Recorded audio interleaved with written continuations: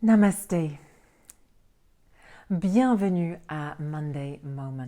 Et comme tu le sais maintenant, chaque lundi, on voyage avec un thème qui ouvre la semaine dans un bava, une ambiance, une énergie.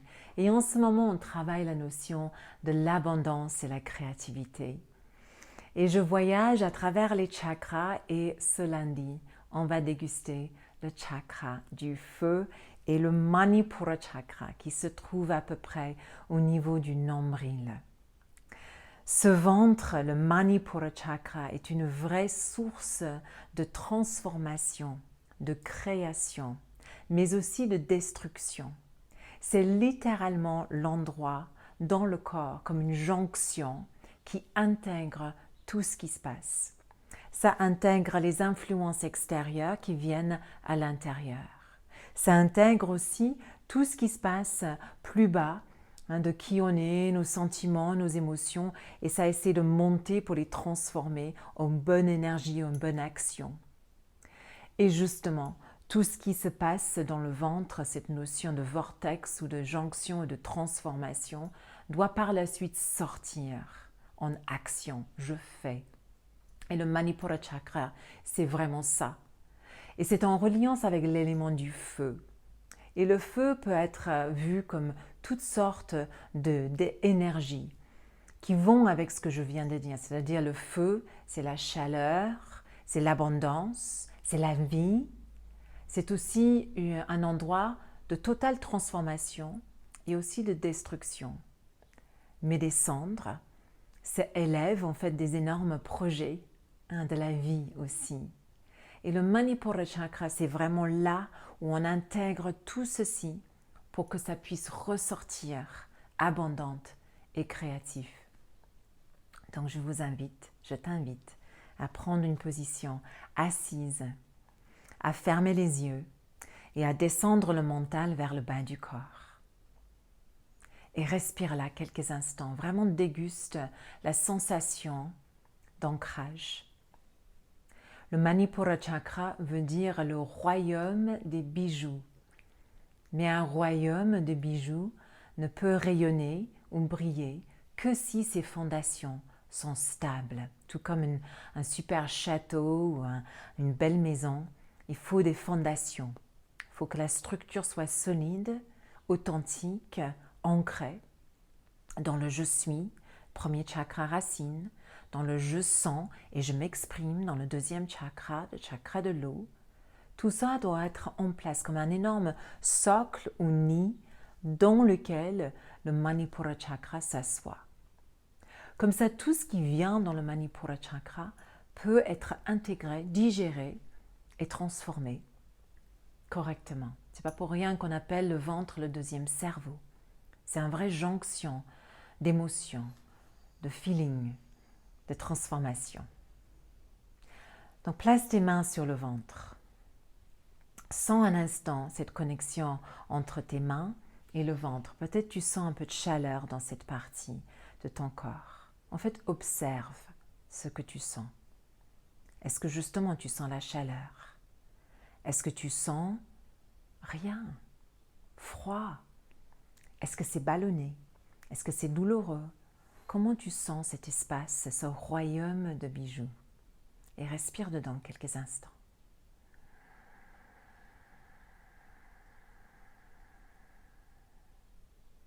Essaie d'évoquer une image de quelque chose dans ta vie actuelle qui est un challenge.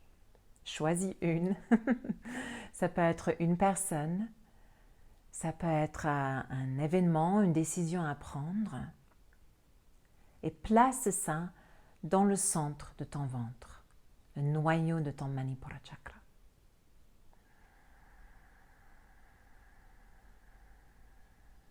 Respire dedans. Et tout autour, imagine une lumière orange et chaud qui tourne autour de ce challenge, de cette chose.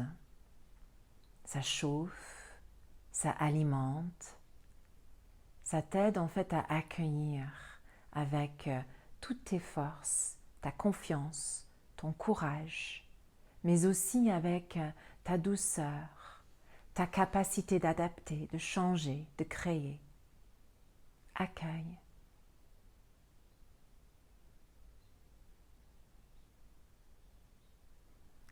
Et puis comme le feu, cette lumière, cette chaleur jaune, orange, va tourner tout autour de cette situation, cette personne, cette décision à prendre. Et ça va le brûler. Ça va le brûler pour que les flammes puissent ressortir de toi et agir dans le monde extérieur, partant de ta base, de ton socle qui reste bien ancré et bien authentique. Et tout ce qui sort de là est rempli de bienveillance, mais de force, de toutes tes capacités uniques d'être fermement toi. Ce que tu décides de faire, comment toi tu agis, doit être en résonance avec toi-même et personne d'autre. Tout le reste, c'est les perceptions des autres sur qui tu es et comment tu fais. Il faut que ça résonne avec toi. Sinon, tu ne peux pas le digérer. Tu ne peux pas avancer. Tu ne peux pas agir avec authenticité. Expire complètement là. On lève les mains du ventre, amène-les ensemble et place-les par-dessus la tête. Jaya Mudra, Mudra de victoire.